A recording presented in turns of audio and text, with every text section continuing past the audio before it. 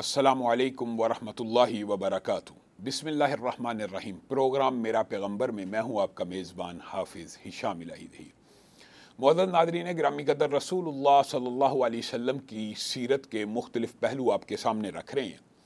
रसूलुल्लाह सल्लल्लाहु अलैहि वसल्लम ही की सीरत का एक पहलू रसूलुल्लाह सल्लल्लाहु अलैहि वसल्लम का एक फर्मा बरदार बेटा होना भी है। जी हाँ, हो सकता है ये बात सुन के आपको ताज्जुब हो कि रसूलुल्लाह सल्लल्लाहु अलैहि वसल्लम के वालिद तो आपकी पैदाइश से पहले ही दुनिया से रुखसत हो गए और आपकी वालदा 6 साल के थे तो दुनिया से चली गई। फिर रसूलुल्लाह सल्लल्लाहु अलैहि वसल्लम एक मिसाली बेटा कैसे हैं? तो याद रखिए, रसूलुल्लाह सल्लल्लाहु अलैहि वसल्लम की सीरत का ये पहलू निहायत खूबसूरत है कि ख़ुद तो रसूलुल्लाह सल्लल्लाहु अलैहि वसल्लम ने वालिदैन की शफ़क़त को नहीं पाया, लेकिन क्या उन्होंने वालिदैन की शफ़क़त को अगर नहीं पाया तो उनके हकूक़ की अदायगी का उम्मत को नहीं बतलाया? हरगिज़ नहीं। नबी करीम सल्लल्लाहु अलैहि वसल्लम ने वालिदैन के भी हकूक़ इसी तरह बयान किए कि जैसे गोया वो अपने वालिदैन को अपने सामने देखते हैं, पाते हैं। और ये बात भी याद रखिए कि 6 साल की उम्र में जब वालिदा दुनिया से रुखसत हुई तो रसूलुल्लाह सल्लल्लाहु अलैहि वसल्लम रो रहे हैं। बड़े हुए उनकी कब्र पे बैठ के रोए। दाई हलीमा दुनिया से गईं, आपकी आंखों से आंसू आए।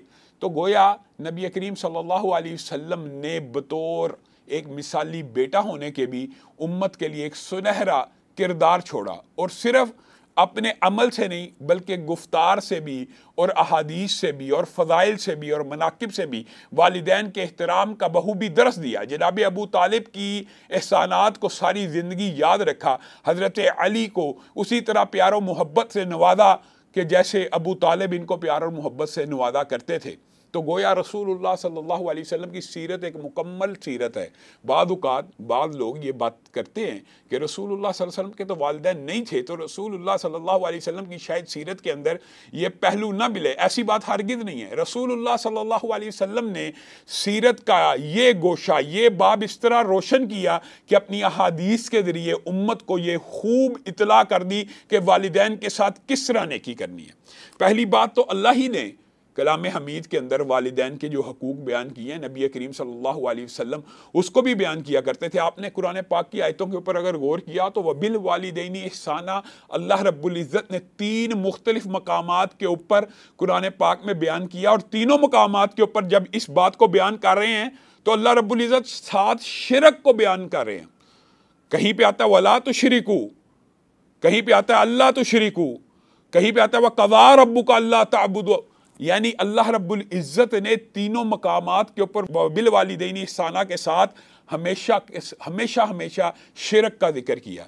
इसीलिए रसूलुल्लाह सल्लल्लाहु अलैहि वसल्लम ने ये क्यों जिक्र किया, ये बात भी समझने की ज़रूरत है कि एक साहबी नबी करीम सल्लल्लाहु अलैहि वसल्लम के पास आ गए और आके पूछने लगे कि बेहतरीन नेकी कौन सी है। तो नबी करीम ने कहा अस्सलातु अला वक्तिहा, नमाज को अपने वक़्त पे अदा करना। और फिर कहा फिर बिरुल वालिदैन, वालिदैन के साथ खुशसलूबी से पेश आना, उनके साथ नेक नियति से पेश आना, उनके साथ एहसान वाला मामला करना। इसी पर बस होता तो बात शिरक की भी यहाँ से भी समझ आ जाती है। लेकिन दूसरी तरफ अगर दूसरी हदीस पे जाए तो बात बिल्कुल क्लियर हो जाती है। रसूलुल्लाह सल्लल्लाहु अलैहि वसल्लम से पूछा गया सबसे बदतरीन गुनाह कौन सा है? रसूलुल्लाह सल्लल्लाहु अलैहि वसल्लम ने कहा शिरक करना। और फिर पूछा उसके बाद, तो रसूलुल्लाह सल्लल्लाहु अलैहि वसल्लम ने कहा वालिदैन की नाफरमानी, वालिदैन की नाफरमानी। और रसूलुल्लाह सल्लल्लाहु अलैहि वसल्लम के पास एक सहाबी आए और आके कहने लगे, अल्लाह के रसूल, 5 वक़्त नमाज पढ़ूंगा, 30 रोज़े रखूंगा, माल हुआ ज़कात दूंगा। तो रसूलुल्लाह सल्लल्लाहु अलैहि वसल्लम ने वालिदैन के हकूक़ को इस तरह बयान किया कि जो शख्स ये अमल कर लेगा, ये 3 अमल, वो कल क़यामत के दिन अंबिया के साथ, सिद्दीकीन के साथ, सुलहा के साथ, शहीदों के साथ उठाया जाएगा, सिर्फ़ एक शर्त के साथ, सिर्फ़ एक शर्त के साथ। ये फ़राइज़ हैं, ये हमारे पर फ़र्ज़ है, हमारी ये लाइबिलिटी है, ड्यूटी है, हमने हर हालत में अदा करने हैं। लेकिन इन ड्यूटीज़ को अदा करने की भी रसूलुल्लाह ने इस हदीस में एक शर्त बयान की है। वैसे तो 5 वक़्त नमाज पढ़ी है, रोज़े रखे हैं, तो अल्लाह ताला को कबूल करने चाहिए। लामहल्ला तौर पे इंसान के जहन पे ये बात आ सकती है। नबी करीम सल्लल्लाहु अलैहि वसल्लम कहते हैं कि नहीं, कबूल ही नहीं करेगा अल्लाह इस बंदे को नबियों के साथ, सिद्दीकों के साथ, शुहदा के साथ, सुलहा के साथ रखेगा। सिर्फ एक शर्त है कि अगर ये अपने वालिदैन का नाफरमान नहीं होगा। اگر اس کے والدین اس سے خوش دنیا سے چلے جائیں گے. آپ نے قرآن پاک کی اس آیت کے اوپر کبھی غور نہیں کیا؟ فلا تقل لہما اف، والدین کو افن بھی نہیں کہنا. اور یہ محدثین اس بات کے اوپر ان کا اجماع ہے کہ اللہ رب العزت نے جو لفظ اف استعمال کی ہے تکلیف دینے کے اعتبار سے، تکلیف دینے کے اعتبار سے، اور صرف تکلیف دینے کے اعتبار سے نہیں، بے ادبی کے اعتبار سے، بے رخی کے اعتبار سے، اف سے چھوٹا جملہ، چھوٹا حرف عربی زبان میں کوئی نہیں پایا جاتا. یعنی اف ایک ایسا لفظ ہے جس میں بیزاری کا اظہار تو ہے، لیکن یہ سب سے ہلکی بیزاری ہے. تو اللہ رب العزت نے کلام حمید میں سب سے ہلکی بیزاری سے ابتدا کی ہے کہ فلا تقل لہما افن، ان کو اف تک بھی نہیں کہنا. تو بڑی بات کہنا کیسے جائز ہو سکتا ہے؟ جب والدین کو اف بھی نہیں کہنا تو کیا اس سے بڑی سنگین نوعیت کی بات والدین کو کی جا سکتی ہے؟ اور پھر یہی تک بات نہیں ہے، اور یہ بات قرآن پاک کی اس آیت کے اوپر اگر آپ غور کریں تو آپ حیران رہ جائیں گے کہ اللہ رب العزت نے کہا اگر وہ تمہیں مجبور کریں کہ تم رب کے ساتھ شرک کرو، وَصَاحِبْهُمَا فِي الدُّنْيَا مَعْرُوفًا، ان کے ساتھ پھر بھی اچھا معاملہ کرنا ہے. ہاں، ان کی یہ بات نہیں ماننی کہ اللہ کے ساتھ شرک کرنا شروع کر دیا، یا غیر اللہ کی نظر نیاز دینا شروع کر دی، یا غیر اللہ کے نام پہ غیر اللہ کے آستانے کے اوپر ذبح کرنا شروع کر دیا. یہ بات نہیں ماننی، لیکن وَصَاحِبْهُمَا، ان کے ساتھ دنیا کے اندر معروف طریقے سے گزر بسر کرنا. یہاں پہ رکنے کا، سوچنے کا، سمجھنے کا مقام ہے. اگر مشرک والدین، بعض اوقات انسان کے ذہن میں یہ آتا ہے کہ ہمارے والدین کا عقیدہ ٹھیک نہیں تو ان کے ساتھ بدتمیزی ہوگی. ہرگز نہیں. عقیدہ درست نہ ہو، مذہب بھی وہی نہ ہو، مشرک بھی ہوں، تب بھی والدین کے ساتھ دنیا کے اندر معروف کے مطابق چلنا ہے. وَخْفِضْ لَهُمَا، ان کے سامنے کندھوں کو جناح، اپنے کندھوں کو گرا کے رکھنا ہے، ان کے سامنے اپنے کندھوں کو چوڑا بھی نہیں کرنا. امام ابن سیرین، محمد ابن سیرین جو آپ نے نام سنا ہوا ہے، کتنے بڑے معبر ہیں، وہ کتنے خوبصورت تھے، وہ کتنے روب و دبدبے والے سے. آج 1300 برس بھی بیت چکے ہیں، تابعی ہیں، لیکن ان کی خوبصورتی کے تذکرے حدیث کی کتب میں بھرے پڑے کہ جب وہ بازار میں نکلتے تھے اتنے خوبصورت تھے، اتنے جلالی تھے، اتنے روب والے تھے کہ ان کی شکل کو دیکھ کے لوگ اللہ اکبر کہنا شروع کر دیتے تھے. یہ اتنے خوبصورت نوجوان، ان سے جب طالب علم بات آئی ہے ضمنی طور پر سن لیجئے، طالب علم جب مسئلہ پوچھتے تھے، جب یہ جواب دیا کرتے تھے تو طالب علم کپ کپا رہے ہوتے تھے. اور یہ محمد ابن سیرین قرآن پاک کی اس آیت کے اوپر ایسے عمل کرتے تھے کہ طالب علم گئے گھر میں، کیا دیکھا محمد ابن سیرین کہ جو جب بازار میں چلتے ہیں تو لوگوں کی نظریں جھک جاتی ہیں اور اللہ اکبر کی صدائیں منہ سے نکلنا شروع ہو جاتی ہے. اپنی والدہ کے سامنے کھڑے ہیں تو کندھے جھکے ہوئے ہیں، ادب کے ساتھ ہیں، اور ایسے محسوس ہو رہا ہے جیسے بیمار ہیں اور لاغر ہیں. تو لوگوں نے بالآخر پوچھ لیا تو آپ نے یہ بات بھی بیان کر دی کہ میں اپنی ماں کے سامنے اس طرح کندھے جھکا کے اس وجہ سے کھڑا ہوتا ہوں کہ رب نے یہ حکم دیا ہے. اگر ماں کے سامنے کندھے چوڑے کر کے کھڑے ہونے کی اسلام کے اندر اجازت نہیں ہے، کندھے چوڑے کر کے، سر اٹھا کر، تکبر اور نخوت کے ساتھ ماں کے ساتھ گفتگو کرنے کی اجازت نہیں ہے، تو کیا ماں باپ کی نافرمانی کرنے کی اجازت ہوگی؟ تو آپ بھی بتائیے کہ رسول اللہ صلی اللہ علیہ وسلم کی سیرت کے اندر یہ گوشہ کہیں پہ محو ہے؟ نہیں، بلکہ رسول اللہ صلی اللہ علیہ وسلم نے اپنے کردار کے ساتھ، اپنے اعمال کے ساتھ والدین کے حقوق کو بھی بہت اچھی طرح بیان کیا. یہاں پہ پروگرام میں ہوتا ہے ایک وقفہ، اور وقفے کے بعد انشاءاللہ اسی بات کو آگے بڑھائیں گے. Welcome back. پروگرام میں ایک مرتبہ پھر خوش آمدید. معزز ناظرین گرامی قدر، اللہ رب العزت نے جس طرح وبالوالدین احسانا کا ذکر قرآن پاک میں کیا، اسی طرح ووصینا الانسان بوالدیہ بھی ہے. ووصینا الانسان 2 مرتبہ یہ آیتیں بھی ملتی ہیں، اور احسان کا ذکر بھی ملتا ہے. ایک مرتبہ اس کی والدہ کے اس تمام پیریڈ کا ذکر بھی ملتا ہے کہ جب اس نے آپ کو اپنے پیٹ کے اندر اٹھایا ہوا تھا اور جو سختیاں برداشت کی وغیرہ. تو قرآن پاک ڈیٹیل سے والدین کے احسانات کا تذکرہ بھی کرتا ہے. اور یاد رکھیے، بات ضمنی طور پہ آئی ہے تو میں کہہ دیتا ہوں کہ ویسے تو اللہ رب العزت کی کسی کے ساتھ مثال دینا معقول بات نہیں اور جائز بھی نہیں ہے، لیکن اگر آپ نے رب کی محبت کا ہلکا سا نظارہ دیکھنا ہو تو آپ والدین کی محبت میں سے دیکھ سکتے ہیں کہ والدین، بندہ کئی مرتبہ گستاخی کرتا ہے، جس طرح اللہ رب العزت نے اپنی ذات کے بارے میں کہا نا کہ میرے پاس بندہ آ جائے میں معاف کر دیتا ہوں. تو آپ نے اگر اس بات کو نوٹ کرنا ہو، بندہ والدہ کو یا والد کو ناراض کر لے صرف ایک مرتبہ ان کے پاس آ جائے معافی مانگ لے تو والد اور والدہ بالعموم معاف کر دیتے ہیں، اور اللہ رب العزت تو اس سے بھی زیادہ رحم کرنے والے ہیں۔ اللہ رب العزت نے رحمت کے صرف ایک حصے کو، محبت کے صرف ایک حصے کو دنیا میں اتارا ہے، جس کی وجہ سے ماں اپنے بیٹے سے، بھائی اپنے بہن سے، میاں اپنے بیوی سے، جو بھی یہ پیار کے جتنے رشتے، حتیٰ کہ جنگل کے درندے چرندے پرندے، ہر جانور جو اپنی اولاد سے محبت کرتا ہے، رحمت کے اس ایک حصے کی وجہ سے ہے۔ اور یہ رحمت کے باقی 99 حصے اللہ رب العزت نے اپنے پاس، اپنے اور بندوں کے درمیان رکھے ہوئے، جو کل قیامت کے دن میرے اور آپ کے کام آئیں گے۔ لیکن آئیں گے کس کے؟ جو رسول اللہ صلی اللہ علیہ وسلم کے سیرت و کردار کو اپنائے گا، رسول اللہ صلی اللہ علیہ وسلم کے ان احکامات کو اپنائے گا۔ رسول اللہ کے پاس ایک صحابی آگے اور آ کے کہنے لگے، بہت سے فضائل ہیں، آپ کو پتہ ہے ہجرتوں کے بھی بہت سے فضائل ہیں، یمن سے آئے اور کہا میں نے ہجرت کی ہے۔ رسول اللہ صلی اللہ علیہ وسلم نے کہا اپنے والدین سے اجازت لی تھی؟ کہا نہیں۔ کہا پھر واپس لوٹ جا، پہلے ان سے اجازت لے اور اس کے بعد جہاد کر، اس کے بعد ہجرت کر، اور اگر وہ اجازت نہ رہیں تو تیری جہاد اور تیری خدمت اور تیری ہجرت ہر چیز انہی کی خدمت میں پنہا ہے۔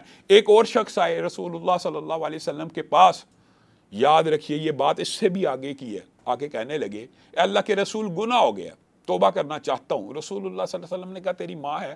کہا ماں تو دنیا سے چلی گئی۔ تو رسول اللہ صلی اللہ علیہ وسلم نے کہا کیا تیری خالہ ہے؟ ہاں ہاں خالہ تو موجود ہے، تو جا ان کی خدمت کر۔ گویا والدین کی خدمت کرنے سے اللہ تعالیٰ گناہ بھی معاف کرتے ہیں۔ اور یہ حدیث آپ کو ہمیشہ کے لیے یاد رکھنی چاہیے، جو بندہ چاہتا ہے اس کے رزق میں اضافہ ہو، رزق میں اضافہ ہو، رزق میں اضافہ ہو، عمر میں برکت ہو، عمر لمبی ہو، اس کو چاہیے والدین کی خدمت میں اپنے آپ کو کھپائے۔ یہ رسول اللہ صلی اللہ علیہ وسلم کے وعدے فرامین ہیں۔ اسی طرح صحابہ بار بار نبی کریم صلی اللہ علیہ وسلم کے پاس آتے تھے۔ وہ جو حدیث پہلے آپ کے سامنے رکھی ہے اس میں تو جہاد فی سبیل اللہ کو والدین سے نیکی کرنے کے بعد ذکر کیا۔ پہلی نیکی نماز کو اپنے وقت پہ ادا کرنا ہے، کیونکہ یہ تو اللہ کا بنیادی حق ہے۔ اور یہ بات بڑی عجوبے اور اچنبے کی ہے کہ بعض لوگ سمجھتے ہیں کہ ہم نماز پڑھے بغیر بھی کلمہ گوئیں۔ رسول اللہ صلی اللہ علیہ وسلم نے تو واضح طور پہ فرما دیا کہ کفر اور ایمان کے درمیان اگر کوئی چیز فرق کرتی ہے تو وہ نماز ہی ہے۔ منہ سے لا الہ الا اللہ کہنے کے بعد اس کا عملی مظاہرہ نماز کے علاوہ کوئی نہیں ہے۔ تو رسول اللہ صلی اللہ علیہ وسلم نے پہلا جو نیکی کا کام بتایا وہ یہی ہے، الصلاۃ علی وقتہا، نماز کو اس کے وقت پہ مسجد میں ادا کرنا۔ لیکن جو دوسری نیکی ہے وہ والدین کی خدمت کرنا، والدین سے نیکی کرنا، اور پھر تیسری جگہ کے اوپر جہاد فی سبیل اللہ کا ذکر کیا، اور اسی پر بس ہے۔ رسول اللہ صلی اللہ علیہ وسلم کے پاس صحابی نے آ کے پوچھا میری والدہ کا میرے پہ کتنا حق ہے؟ یہ حدیث معروف ہے، آپ نے سنی ہوگی۔ رسول اللہ صلی اللہ علیہ وسلم نے والدہ کی خدمت کے بارے میں جب انہوں نے صحابہ نے رسول اللہ سے سوالات کیے، رسول اللہ نے کہا کہ والدہ کی خدمت کر۔ کہا پھر کس کی؟ پھر کس کا کیا؟ کہا والدہ کا۔ کہا پھر کس کا کیا؟ کہا پھر والدہ کا۔ 3 مرتبہ والدہ کا نام لیا، اور چوتھی مرتبہ کہا کس کا حق ہے؟ کہا والد کا۔ گویا اگر 100 کو تقسیم کیا جائے تو 75% خدمت کا حق والدہ کا اور 25% والد کا ہے۔ گویا 3 حصے زیادہ ہے والدہ کی خدمت کرنا۔ اور یہ باتیں بھی صحیح حدیث سے ملتی ہیں کہ کسی کا اگر والد غلام ہو، کسی کا والد غلام ہو اور بچہ اس والد کو آزاد کروا دے تو گویا اس نے والد کا حق ادا کر دیا، اور بعض روایات میں اپنے کندھے پہ بٹھا کے حج کرا دیا، سارے اخراجات اٹھا لیے، والد کا حق ادا کر لیا۔ تو لیکن والدہ کا حق تو تب بھی ادا نہیں ہوتا۔ اور حکیم لقمان کا ہمارے تک جو باسند واقعہ پہنچا ہے وہ یہ ہے، اور یہ روایات کے اندر کسی قسم کا ذوف بھی ہوتا ہے، لیکن یہ بات دیکھیے نبی کریم صلی اللہ علیہ وسلم کی حدیث سے بھی یہ بات ثابت ہے۔ اور حکیم لقمان دیکھیں جو اپنے بیٹے کو بات کہہ رہے ہیں وہ کتنی عجیب ہے۔ وہ کہتے ہیں کہ جا زمین میں سے جنت کا کوئی ٹکڑا اٹھا لا، زمین میں سے جنت کا کوئی ٹکڑا اٹھا لا۔ بیٹا بھی حکیم لقمان کیا تربیت یافتہ تھا، ان کی زیر نگرانی پلا بڑا تھا۔ کچھ دیر بعد ایک مٹی کا ٹکڑا اٹھا لایا۔ حکیم لقمان نے پوچھا یہ کیا لے کے آئے ہو؟ تو کہنے لگا یہ وہ جگہ کی مٹی ہے جہاں میری والدہ کے قدم پڑے تھے۔ تو رسول اللہ صلی اللہ علیہ وسلم کی حدیث کی بھی اگر اس کے ساتھ تطبیق کر دی جائے تو ماں کے پاؤں کے نیچے ہی جنت ہے، والدہ کی خدمت۔ اور یہ بات صرف زبانی کلامی نہیں ہے، رسول اللہ صلی اللہ علیہ وسلم نے ابو موسیٰ اشعری سے یہ پوچھ لیا تھا تجھے پتہ ہے اس عورت کا کیا بنا؟ یا سوال کر لیا کہ آپ کو پتہ ہے اس عورت کا کیا بنا؟ یا یہ پوچھ لیا कि तुम बताओ उस औरत का क्या बना। तो उन्होंने सहाबा ने जवाब दिया, वो तो हम जब उसको छोड़ के आए थे वो खैर खैरियत से थी वगैरह। रसूलुल्लाह सल्लल्लाहु अलैहि वसल्लम असल में ये बतलाना चाह रहे थे कि जिस वक्त तुम आ गए वहाँ पे शबखून पड़ा था, वहाँ पे हमला हुआ था। जब वो हमला हो गया तो उस औरत ने अपनी बूढ़ी वालदा को अपने कंधे पे उठा लिया था, और जब कंधे पे उठाया सहरा में चली, तुम्हारे साथ हिजरत की। तो जब भी गर्मी का कोई मौका आता, सहरा की तपती हुई रेत के ऊपर जब वो सोचती कि मेरी माँ के कदम लग रहे हैं, वो कदम के साथ कदम मिला लेती, पाँव के नीचे पाँव रख लेती, हाथ के नीचे हाथ रख लेती। उस औरत ने ज़िंदगी में कोई बड़े अमल तो ना किए, लेकिन इस अमल को अल्लाह रब्बुल इज़्ज़त ने इतना बड़ा किया, अल्लाह को ये अमल इतना पसंद आया, वालिदैन की इताअत, वालिदैन की खदमत, कि माँ का हाथ अगर रेत पे लगने लगा था, उसने अपने दोनों हाथों को उसके हाथों के नीचे रख लिया। तो अल्लाह रब्बुल इज़्ज़त को ये अमल इतना पसंद आया कि बाकी अमाल ज़्यादा ना थे, लेकिन अल्लाह ने इस अमल की वजह से उसको जन्नतुल फिरदौस में दाखिल कर दिया। क्या वजह? वालिदैन की खिदमत की वजह। रसूलुल्लाह सल्लल्लाहु अलैहि वसल्लम सारी ज़िंदगी वालिदैन के हकूक़ बयान करते गए। रसूलुल्लाह सल्लल्लाहु अलैहि वसल्लम के पास एक साहबी शिकायत लेके आ गए, अल्लाह के रसूल मेरे वालिद जो भी मैं कमाता हूँ ले लेते हैं। वालिद को बुलाया रसूलुल्लाह सल्लल्लाहु अलैहि वसल्लम ने, वालिद ने बतलाया ठीक है मैं ये हक समझता हूँ तो मैं ले लेता हूँ, ये छोटा था, मैंने इसको पाला पोसा बड़ा किया, मेरी उम्मीदों का मरकज़, मेरी उम्मीदों का महवर बन गया। अब अगर मैं पैसों को निकालता हूँ तो ये मुझे रोकता है। तो रसूलुल्लाह सल्लल्लाहु अलैहि वसल्लम ने उस वक़्त उम्मत की रहनुमाई का एक सुनहरी असूल दिया, क्या? तू और तेरा माल सारे का सारा तेरे वालिद का है। यहाँ पे हमें गौर करने की ज़रूरत है कि हम मुआशरे में कौन सा कल्चर लेके आ रहे हैं। क्या ये ओल्ड होम्स हमारा कल्चर है? क्या ये इस्लाम का कल्चर है? क्या ये मशरकी रवायात के भी ऐन मुताबिक है या नहीं? ये किसी और का कल्चर है, ये गैरों का कल्चर है, ये इस्लाम का कल्चर नहीं हो सकता। रसूलुल्लाह सल्लल्लाहु अलैहि वसल्लम तो मालदार बेटे के सारे माल को और उसकी जान को कह रहे हैं तेरे बाप का है, और यहाँ पे यही बेटा उठता है अपने बाप को, अपनी माँ को ओल्ड होम छोड़ता है। हत्ता कि मैंने अपने कानों से ये बातें सुनी है कई बूढ़े बुजुर्ग लोगों से कि अल्लाह हमें किसी का मुख्ताज ना करना। अल्लाह ये दुआ वैसे कर लेने में हर्ज नहीं है, लेकिन जो दुख और दर्द इस आवाज़ और दुआ के पीछे होता है वो ये होता है कि अल्लाह हमें अपनी औलाद के ऊपर ना डाल देना कि कल को इनके मुख्ताज बन जाएं और फिर एक एक रुपए की खातर इनके मुख्ताज हों, फिर चलने फिरने की खातर इनके मुख्ताज हों, फिर तहारत के लिए इनके मुख्ताज हों। बदकिस्मत है वो लोग जो अपने वालिदैन को ओल्ड होम में छोड़ आते हैं। हक तो ये है, अब वो वक़्त है उस बचपन के तमाम तर एहसानात का बदला उतारने का, जब तेरे बाप ने, तेरी माँ ने, तू पैदा हुआ, तेरी तहारत का ख्याल नहीं रखा। एक एक रात के अंदर तू कितनी मर्तबा बिस्तर को गंदा कर दिया करता था। क्या तुझे तेरी माँ बार बार उठ के नहलाती धुलाती नहीं थी, तेरे कपड़े नहीं थी बदलती? आज वालिद और वालिदा बूढ़े हो चुके हैं, आज उनकी तहारत का ख्याल करना भी अगर किसी की जिम्मेदारी है तो मुसलमान बेटे और बेटी की जिम्मेदारी है। उनकी सफाई सुथराई का ख्याल रखना मुसलमान बेटे और बेटी की जिम्मेदारी है। और मैं अपनी बहनों बेटियों से भी ये बात कहना चाहता हूँ कि हरगिज़ अपने खामदों को उनकी जन्नत का जो रास्ता है, उनकी वालिदा की खिदमत से कतई नहीं रोकना चाहिए, ना इसके ऊपर ज़र्रा बराबर भी अफसोस का। ये तो जन्नत का रास्ता है, और जो बादब है वो बानसीब भी है। वालिदैन की खिदमत से इंसान को रिज़्क़ भी वाफर मिलता है। रसूलुल्लाह सल्लल्लाहु अलैहि वसल्लम ने ये वादे तौर पे फरमा दिया, राग़िमा अनफुहु, उसकी नाक खाक आलूद हो, जो वालिदैन में से किसी को पाए और अपने आप को जन्नत में ना ले जाए। गोया वालिदा के पाँव के नीचे तो जन्नत है, तो वालिद जो है वो जन्नत का दरमियानी एक दरवाज़ा है। इस बात से अंदाज़ा कर लीजिए कि रसूलुल्लाह सल्लल्लाहु अलैहि वसल्लम कितनी सख्त बात कर रहे हैं कि उसका नाक खाक आलूद हो गया जिसने अपने वालिदैन में से किसी एक को पाया और अपने आप को जन्नत में दाखिल ना किया। गोया वालिद की छोटी सी छोटी खिदमत करना, वालिदा की छोटी सी छोटी बात करना, यह जन्नत जाने का रास्ता है। मुअज़्ज़ज़ नाज़रीन गिरामी कदर, आज हमारे प्रोग्राम का वक़्त ख़त्म हुआ चाहता है। इंशाअल्लाह इसी बात को अगले प्रोग्राम में आगे बढ़ाएंगे।